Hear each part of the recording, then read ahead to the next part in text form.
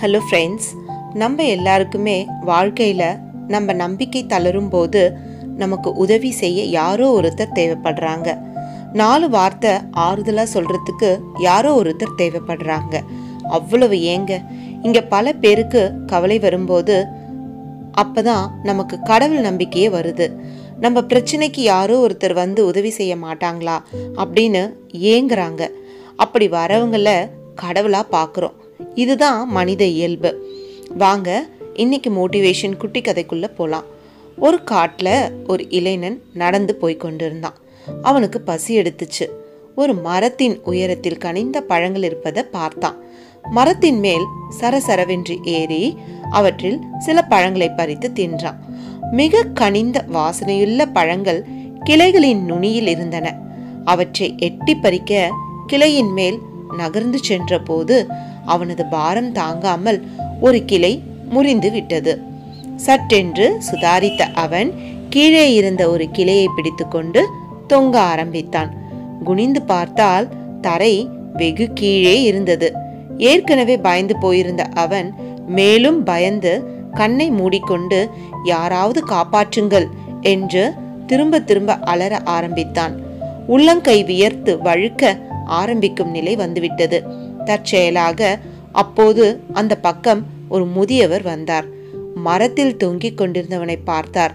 அவன் மேல் ஒரு சிறிய கல்லை விட்டு எறிந்தார். கல் பட்டவுடன் வழியில் கீழே பார்த்தவனுக்கு ஆத்திரம் வந்தது. பெரியவரே, உதவ சொன்னால் கல்லால் அடிக்கிறீங்களே, அறிவில்லையா உமக்கு என்று கோபத்துடன் கேட்டான். பெரியவர் பதில் பேசாமல் மற்றொரு சிறிய கல்லை எடுத்து அவன் மேல் எறிந்தார்.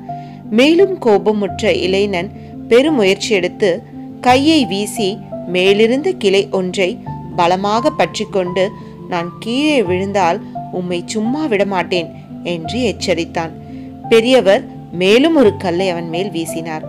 இளைஞன் இப்போது இன்னொரு பெருமுயற்சி எடுத்து கிளை மேல் ஏறிவிட்டான். விடுவிடுவென இறங்கி வந்த அவன் நேராக பெரியவரிடம் வந்தான். அவரை சரமாரியாக திட்டினான். ஏன் அப்படி செஞ்சீங்க? உம்மை நான் உதவதானே கேட்டேன் அப்படின்னு கேட்குறான். பெரியவர் அமைதியாக சிரிச்சுக்கிட்டே சொல்றார், தம்பி, நான் உனக்கு உதவதான் வந்தேன் அப்படின்னு. இளைஞன் திருத்திருவென முழித்தான். பெரியவர் விளக்கினார், நான் உன்னை முதலில் பார்த்தபோது நீ பயத்தால் உறைந்து போயிருந்தாய். உன் மூளை வேலை செய்யவில்லை. நான் கல்லை விட்டு எறிந்ததும் பயம் மறைய ஆரம்பித்து நீ என்னை எப்படி பிடிப்பது என்று யோசிக்க ஆரம்பித்தாய். யோசிக்க ஆரம்பித்தவுடன் நீயாகவே உன்னை காப்பாற்றிக் கொண்டு கீழே இறங்கிவிட்டாய். உன்னை உன்னாலேயே காப்பாற்றிக் கொள்ள முடியும் என்று உன் அறிவுக்கு முதலில் புலப்படவில்லை. உன் பயம் உன் கண்ணை மறைத்து கொண்டிருந்தது. அதிலிருந்து உன்னை நான் திசை திருப்பினேன் என்று சொல்லிவிட்டு தன் வழியே அவர் போய்விட்டார். அவ்வளவுதாங்க கதை. உண்மைதாங்க. முடியாது என்று நினைத்தால் பல காரணங்கள் உண்டு. முடியும் என்று நினைத்தால் பல வழிகள் உண்டு. உன்னால் முடியும் என்று முதலில் நீ நம்பு. கோபம் நாம் யார் என்பதை அழித்துவிடும். பொறுமை நாம் யார் என்பதை நிரூபித்துவிடும். வாழ்க்கையில் அனைத்தையும் கடந்து செல். கவலைகள் ஒருபோதும் வெற்றியை தந்துவிடாது. தேடும் அனைத்தும் கிடைத்து விடுவதில்லை. கிடைத்த அனைத்தும் தேடி கிடைத்ததும் இல்லை. எதையோ தேடி எதையோ பெற்று எதையோ தொலைத்து வெளியே சிரித்தும் உள்ளே தவித்தும் வாழும் வாழ்க்கையை இறைவன் நமக்கென கொடுத்தது. இந்த உலகில் கஷ்டமே அனுபவிக்காத உயிரினம் என்று ஒன்றுமே இல்லை என்பதை முதலில் நாம் புரிந்து கொள்ள வேண்டும். நமக்கு ஒரு மாதிரியான துன்பம் என்றால் வேறொருவருக்கு வேறு மாதிரியான துயரங்கள் துளைத்தெடுக்கும்.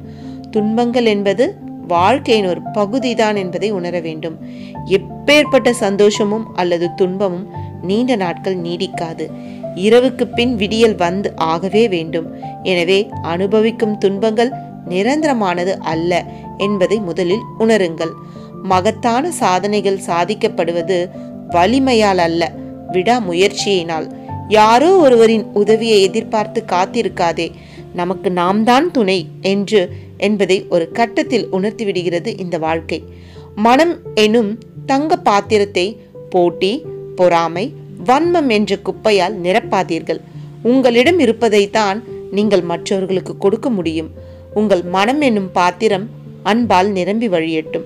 நாம் இந்த உலகத்தில் தங்கிச் செல்லும் காலத்திற்கான வாடகை மற்றவர் மீது நாம் செலுத்தும் அன்பு மட்டுமே. அன்பே சிவம். நன்றி. வாழ்க வளமுடன்.